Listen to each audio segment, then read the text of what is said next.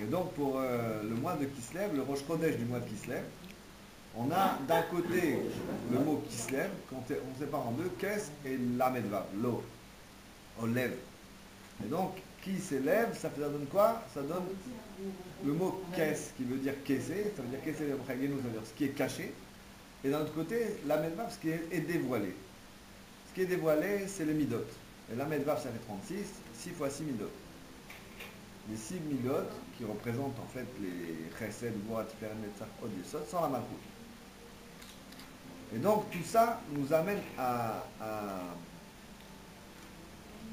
au mois de Kislev, on a un dévoilement supplémentaire que dans les autres mois.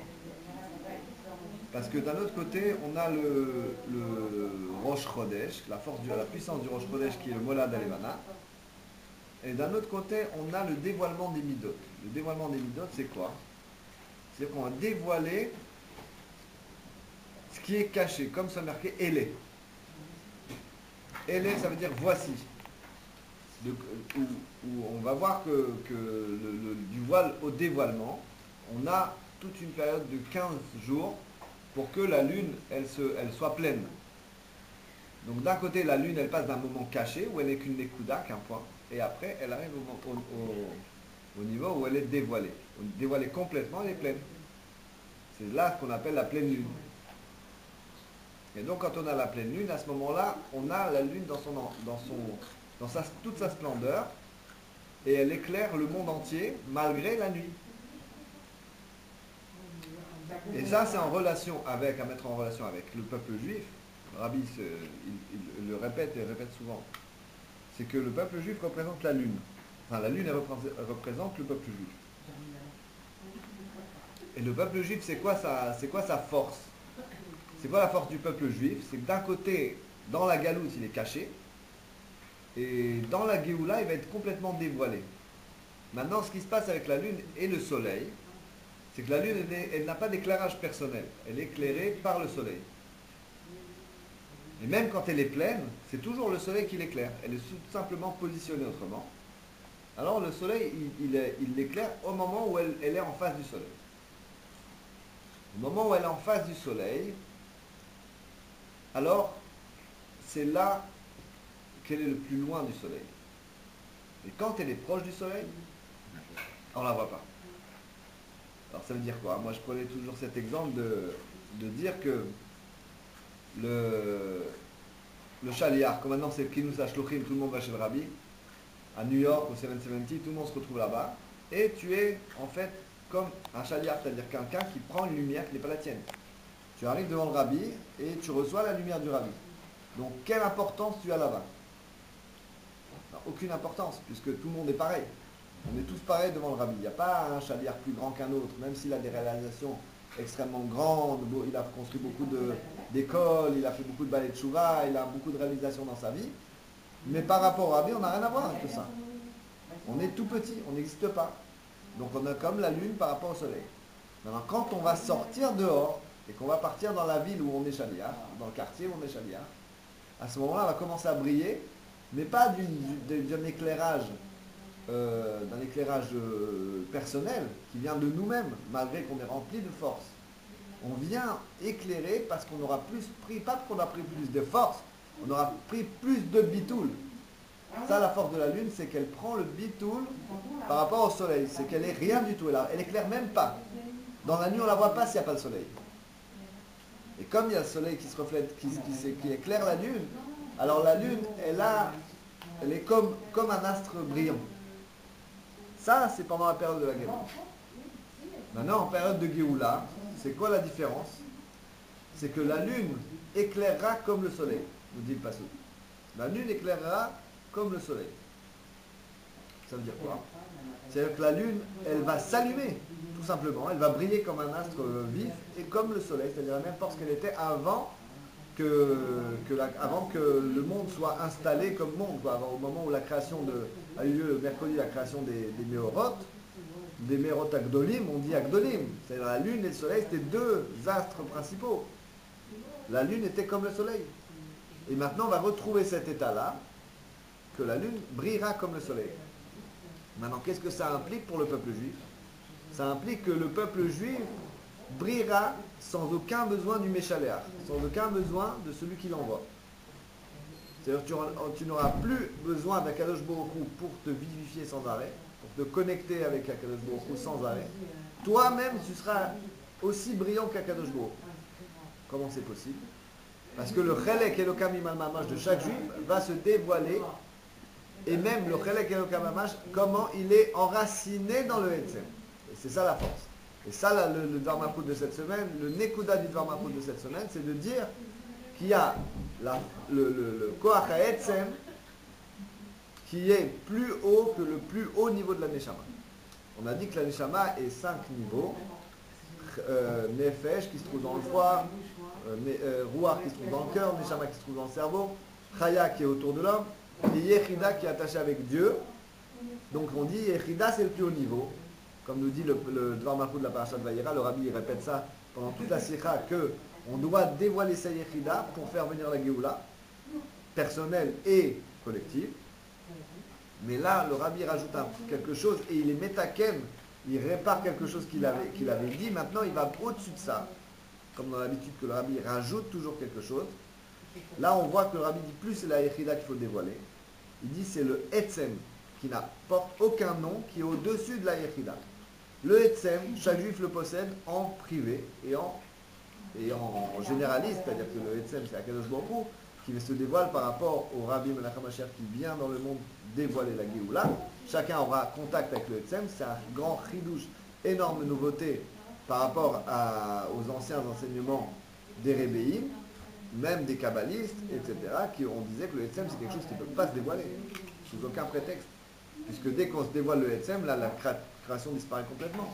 C'est comme si le soleil se dévoile par rapport complètement et brûle tout ce qu'il y a autour de lui, il n'y a plus rien. Donc là, si Dieu se dévoile complètement dans la Géoula, à ce moment-là, le monde n'existe plus.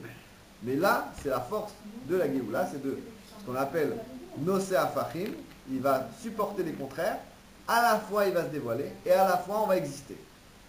Et ça, c'est le Etzem qui se dévoile en général. Mais pourquoi il se dévoilera et que nous, on pourra supporter cette chose-là? C'est que nous-mêmes, on va dévoiler ce Etzem. Ça, c'est le principe de la Géoula. Mais nous, en tant que juifs, dès maintenant, on a ce pouvoir de dévoiler le Etzem. Le Etzem de notre Neshama, privée, particulière, qui va permettre à notre entité de devenir une personne, un juif de Géoula. Un juif de Géoula, un juif de Galout, c'est deux personnes qui n'ont rien à voir. Un juif de Géoula, c'est quelqu'un qui est sa mère toujours. Et le Rabbi, il explique aussi dans une sikha que par rapport au Kohen, il explique comme ça. Bon, maintenant, est-ce que la Géoula, elle est instantanée? Comment ça va se passer? Est-ce que nous, on va devoir attendre ou on ne va pas attendre? Il dit, dès que le temple il descend sur terre, ça va se faire instantanément. Et le Kohen va devoir, les gens qui sont Kohen, vont devoir servir immédiatement dans le temple. C'est pour ça que c'est interdit à un Kohen de devenir saoul, de se saouler. D'accord? Donc il va boire de l'alcool, il va se saouler, et il ne pourra pas servir Dieu donc, dans le temple. Donc maintenant, son service du temple, pour le faire, qu'est-ce qu'il devra faire? Il y a deux solutions. Ou alors il doit dormir, ce qui enlève l'ivresse, ou alors il doit marcher 1 mille. Il faut 24 minutes. Ou alors 18 minutes dans le cas le plus... C'est quelqu'un de très rapide, mais quelqu'un de normal, c'est 24 minutes. Donc, quelqu'un qui est sous... ça lui passe l'ivresse. Ça peut mettre plus. Non, ça dépend quel degré, mais bon, en général, l'ivresse moyenne. Donc il va marcher 24 minutes et il va faire passer son ivresse pour pouvoir servir dans le temple. Maintenant que le Rabbi dit, en fait, le temple, il va venir lui laisser 23 minutes 59 pour qu'il puisse faire cette chose-là. Il y aura 23 minutes 59 qu'on va laisser au Kohen pour qu'il vienne servir dans le temple. Donc c'est quand même assez rapide quand même. Donc le Beth Amikdash arrive instantanément, la Géoula arrive instantanément, notre Neshama se dévoile instantanément. Donc le Rabbi dit, à la fin de Dvar Malchut, il explique que dans l'Haftara de Chaye Sarah, on a l'histoire de Bathsheba qui vient voir le roi David en lui rappelant sa promesse, parce que Adoniaou, le fils de David, s'était proclamé roi. Et il avait en fait pris de lui-même l'initiative de devenir roi. Il avait pris un prêtre et un prophète et tout ce qu'il fallait pour être enfin plutôt un général. Et il avait pris vraiment la royauté. Maintenant, qu'est-ce qui se passe avec Shlomo? C'était prévu que ce soit Shlomo le roi. Elle avait promis à Bathsheba et tout. Donc Bathsheba, qu'est-ce qu'elle fait? Elle vient avec Nathan Hanavi et vient lui dire, viens, va chez David Amelech et dis-lui, rappelle-lui sa promesse. Donc elle va en fait chez David Amelech, elle lui dit, voilà, le roi, on a besoin de parler, qu'est-ce qui se passe avec mon fils? Alors le roi il dit, il faut proclamer roi. Donc suite à ça, elle dit une phrase qui va rester dans les annales. Elle se prosterne devant le roi David en disant Yehi Adoni Amelech David Leolam. Vive le roi David pour l'éternité. Donc de ça on a compris que quand on va devant le roi, on doit dire, et qu'on voit le roi dans toute sa splendeur, on doit dire Yehi Adoneinu Moreinu Verabenu Melech HaMashiach Leolam, surtout ces amis du Melech HaMashiach, du roi Mashiach. Maintenant le rabbi remet ça en rapport avec le fait de dire Modéani. Quand on dit Modéani tous les matins, alors là, on atteint un niveau où on est, avant de dire Modéani, on atteint le Etsem. C'est-à-dire le Etsem, il est dévoilé en nous. Quand on ouvre les yeux, entre ouvrir les yeux et dire Modéani, il y a le Etsem qui se dévoile. Maintenant, ce Etsem, c'est en fait ce que nous explique Rabbi dans toute la Sikha. C'est le Nitzot, c'est ça le Nitzot Mashiach. C'est le Etsem qui se dévoile dans le corps avant qu'on dise Modéani. Maintenant, quand on va dire Modéani, à ce moment-là, on va déjà être au niveau du Bitoul et déjà ça descend en dessous du Etsem. Donc déjà, on va passer dans des niveaux plus bas. Bien que le Modéani, ce soit la grande qualité du juif qui peut se dire même sans Netilat en état d'impureté, etc. Mais là, on a un chidouche dans ce Dvar Malchut. C'est que le Rabbi nous explique que le dévoilement de la Metsiout du Mashiach ne vient que quand on dit Yehi Adonenu Morenu Rabbeinu Melech HaMashiach Leolam. Il le dit clair à la fin de la Sikha. Ça, c'est le dévoilement de la Metsiout du Mashiach. Dévoiler dans le monde deux choses. Une part, au Rosh el Mashiach, la lumière de Mashiach, qui est dévoilée par rapport à ses actions. C'est-à-dire, grâce à la lumière de Mashiach, on voit quelles sont les actions des Mashiach dans le monde. Par exemple, le Rabbi a fait des Batei Chabad dans le monde. Tu vois quelque part des drapeaux Mashiach, tu vois quelque part des Shiurei Torah, tu vois quelque part des Juifs qui descendent dans la rue mettre les tefillin à d'autres Juifs. Tu as compris que ça, c'est le Oro Shel Mashiach. Mais Aviro Shel Mashiach, ça c'est un niveau plus élevé que Oro Shel Mashiach. Aviro, ça veut dire l'air de Mashiach, l'air du temps. C'est quoi l'air du temps? C'est l'air, dans l'air on respire Mashiach. Un juif doit respirer Mashiach. Et en respirant Mashiach, qu'est-ce qu'il fait? Il se relie complètement avec la médecine du Mashiach. Donc la première chose que fait quelqu'un qui se réveille, c'est de respirer normalement. Et quand il respire normalement, qu'est-ce qu'il fait? Il se relie avec Mashiach. Et quand on se relie avec Mashiach, qu'est-ce qu'on doit dire? Parce que on est au moment du dévoilement du Etsem chez le juif. Entre le moment où il se réveille et le moment où il dit Modéani. C'est-à-dire qu'à ce moment-là, entre le Etsem et Modéani, il y a un moment privilégié où là on est en connexion avec le Aviro Shel Mashiach, avec l'air de Mashiach, l'air du temps.